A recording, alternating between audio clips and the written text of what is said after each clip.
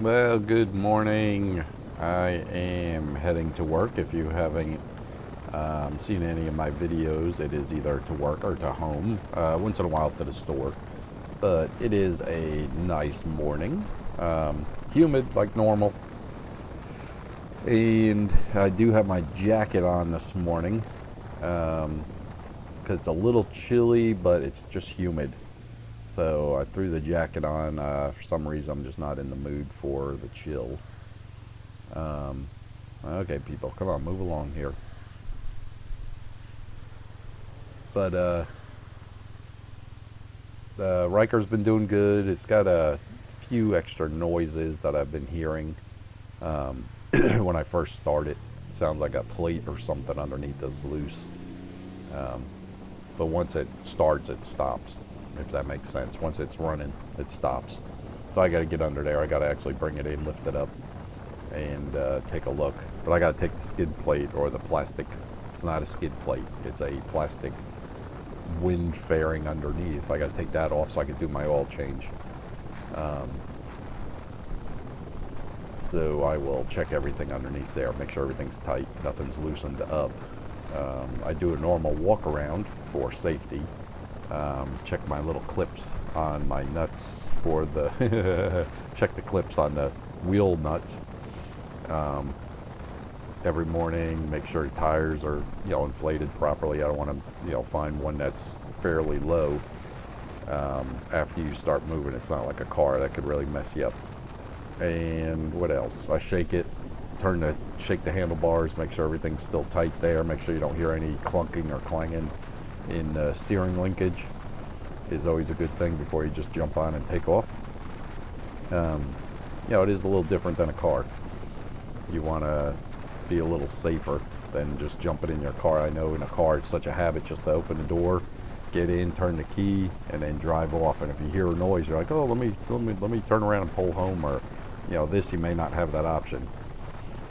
They could throw you off of it real quick. But traffic's fairly congested this morning. I'm not sure why. We didn't get any rain last night, which was nice. But it's just a steady stream of cars, which will start up in another, 3 weeks.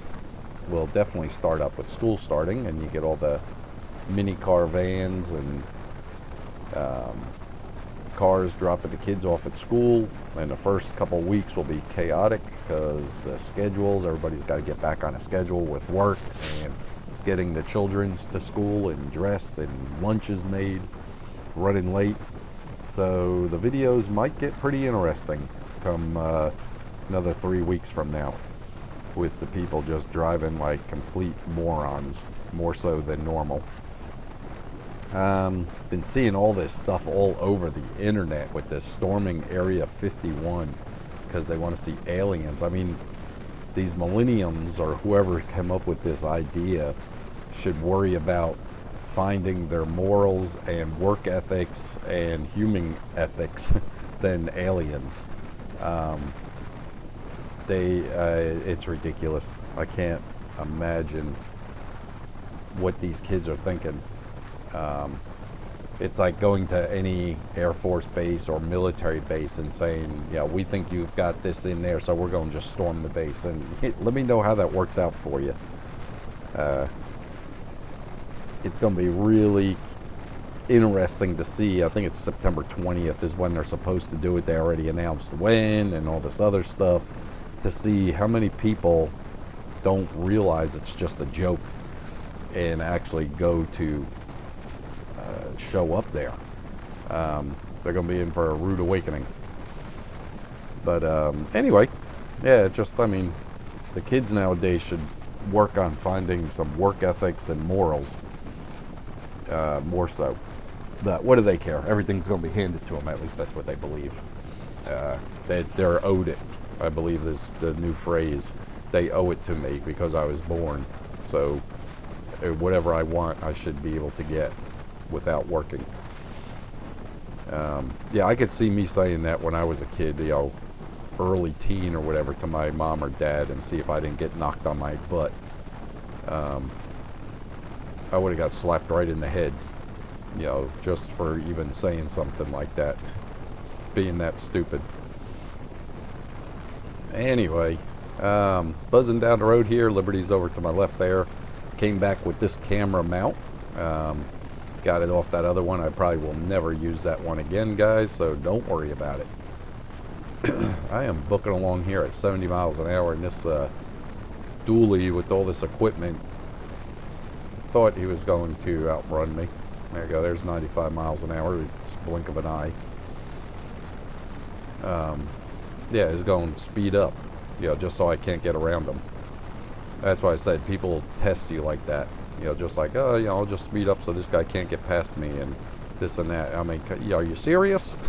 Really? Are you like one of these kids? You're not thinking? That's like, this thing is the same as like a motorcycle. Go ahead and toy with a motorcycle and see if they just don't give it the gas and leave you sitting. This thing does the same thing. But, yeah, beautiful morning. Nice ride. This jacket is awesome, like I've said, and people ask me about it. It's the Olympia. It's waterproof, windproof, real lightweight.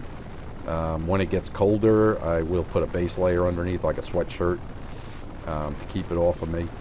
When it gets really, really cold, down in the 20s, because the wind chill then is near zero at 55, 60 miles an hour, I put on my ski coat, my heavy one. That's got like 3 or 4 different layers insulated, so the wind will never get through that. Plus it's got the high collar, which goes up underneath my hood, up underneath my helmet, so that helps a whole lot. And this one just doesn't cut it. I'd have to layer up way too many layers of clothes.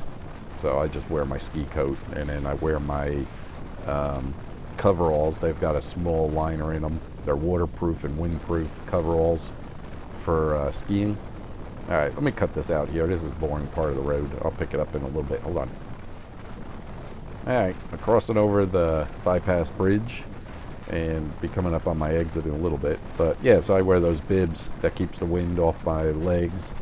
And, whoa, that was close. Holy crap. That was a bucket blown down the road. You got to watch that. That's why I do not travel right up on a vehicle. That was real close. Even though it was just a bucket, that thing would have smashed my front grille in real easily and hopefully not damage the radiator, which is, a couple inches off the ground. All right. But yeah, those bibs, keeps the wind off my legs and all that. Plus it goes up around my chest, so it keeps it off your waist. You don't get any wind in around the bottom of the jacket. So that keeps me perfectly warm. And then I'm going to make the new windshield if I keep the bike. I'll make the new windshield which reaches out past the handlebars ends, or I will do the hand grips, guards, and put the covers on them to protect the wind on my knuckles. Because that's the only thing that ever got cold on my hands is my knuckles. Where the wind hits. The gloves I have just are not made. Let me buzz past this guy. 80. Are just not made for that heavy of a wind. They're good for skiing when you're only doing 25 miles an hour or something. No big deal, but not at 65 miles an hour. Alrighty. Yeah, I was a little hurried to get to work today, or hurry faster. So if you notice, I was buzzing down the highway for a little bit quicker speed than I normally do. But yeah, so we'll see. If I keep the bike, I'll probably redesign some sort of windshield for the winter, just to try it, see what happens. I mean, the plexiglass is cheap. It'll probably cost me, for a piece big enough to go out towards the end, the mirrors on each side, and probably the same shape in front of me there, just maybe up a little bit on the ends. It'd probably run me $30, something like that, of this thickness. And then I'll just heat it up and bend it, and I'll form it first with some foam board or cardboard, and then I just gotta make 2 brackets, one come off each side of the handlebars, one by the start stop switch on my right, and then one over by my fog lights there, driving lights on the left. Come out with 2 poles, little rods, to hold the ends off so they don't bend inwards as you're driving. And if I make it clear, I don't think it'll look that bad. We'll see. If it does look bad, so I throw it away. No big deal. It's only $30. Not only, but you know what I mean. it could be very beneficial for that 30 bucks, and or you chuck it out and you lose 30 bucks. But you never know if you don't try it.